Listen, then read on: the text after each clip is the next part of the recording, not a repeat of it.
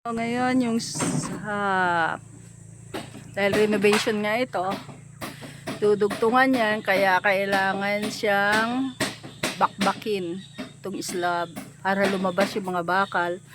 So kailangan kong bumili ng turko para sa kalawang.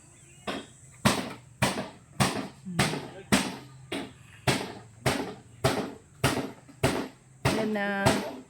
Isa na nga po. Basa na agad yung jacket ko. Ay, stop! Yeah.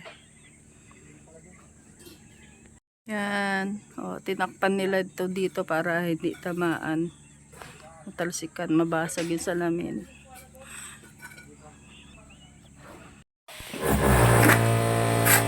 Oh, vlogger!